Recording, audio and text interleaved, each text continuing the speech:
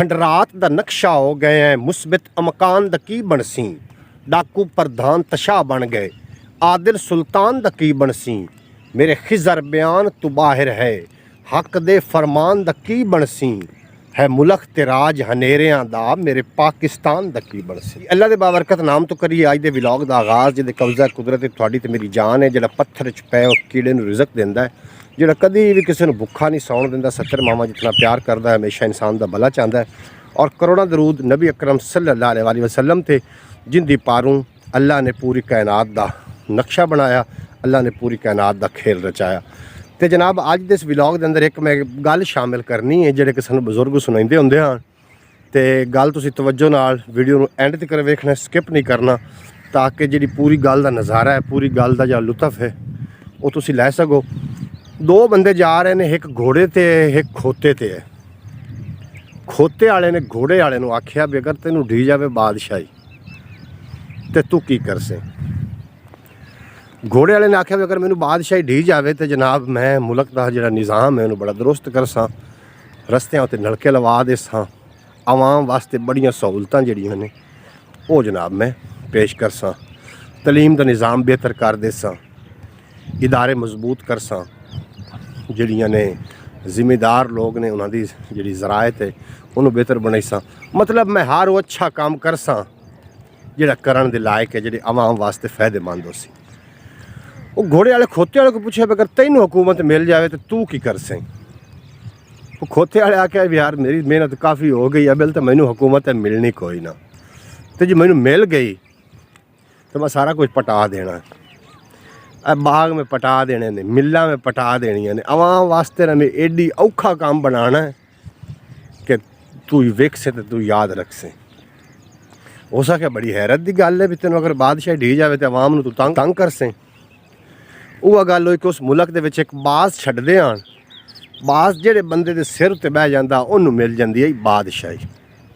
जनाब उन्होंने बाज छड्डिया, खोते वाले ने भी जी बोटी है कहना वो अपनी तली ते रखी, बाज उड़दा उड़दा आया तो खोते वाले दे सिर ते बह गया। किस साल मुकसर के उन्होंने मिल गई वक़्त दी बादशाही। उन्हें मुड़ जिहड़ा वादा कीता उनके मुताबिक बाग पटा दिते, मिल्लां बंद करा दित्तियां, ज़रिया माश ख़त्म हो गया, तलीमी निज़ाम फना हो गए, इतन ताईं के मजहब जिहड़ा मजहब ने भी उन्हें टारगेट किया। आवाम बड़ी तंग आ गई, आवाम ने रल के ना धरना दिता, एक जलूस कढ़िया कि यार बादशाह तो असीं बड़े तंग हैं, इहदे नाल कोई गलबात करिए। लेकिन जिहड़ी आवाम उनके खिलाफ कोई गल करे वो उन्हें चुक के जेल दे विच पा देवे, क्योंकि वक़्त दी बादशाही है उनके कोल। किस साल मुकसर के बंदे रल के उस घोड़े वाले को गए भी यार आखिर तेरा तो बेली है तो तेनों इहदे बारे सारा पता होना है, तू इनू कोई समझा। वो सारी आवाम मुड़ कट्ठी होकर खोते वाले के दरवाजे ते गई, उन्होंने उस जाके घोड़े वाले आख्या यार तू आखिर मेरा बेली है, जिहड़ी आवाम तेन कोई गल करदी है उन्होंने सहूलत वास्ते गल करदी, तू उन्होंने चुक के जेल च पा देना, ये किहड़ा तरीकाकार है, तेनों आखिर मसला की है। जिहड़ी खोते वाले ने जवाब दिता वो जनाब सुनने दे काबिल है। खोते वाले गल की कि जदों आपां रल के जा रहे से तू घोड़े ते आ मैं खोते ते आसूं, तेरे को मैं पूछा भी तेनों बादशाही ढी गई तू की करसें, तो तुएं आख्या मैं आवाम वास्ते बड़ियां सहूलतां करसां, तलीमी निज़ाम बेहतर करसां, ये कर देसां वो कर देसां, तो मैं आख्या भी जो मेरे थी बादशाही आ गई तो मैं आवाम नूं तंग कर देना, तो फिर मैनू ही बादशाही क्यों मिली, वो बाज मेरे ही सिर ते क्यों बैठा, की इहदा जवाब है तेरे कोल। उन्हें आख्या जी नहीं। उसका क्या अल्लाह पाक वेख रहा है कि जो जी आवाम वो जी हुक्मरान, कसूर मेरा नहीं है, कसूर आवाम दा है।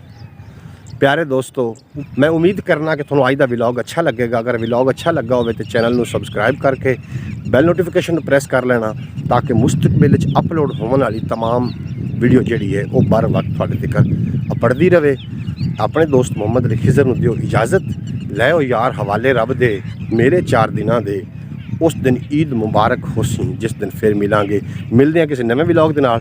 थोड़े दिन मेरा रब रखा। पाकिस्तान हमेशा के लिए पाइंदाबाद।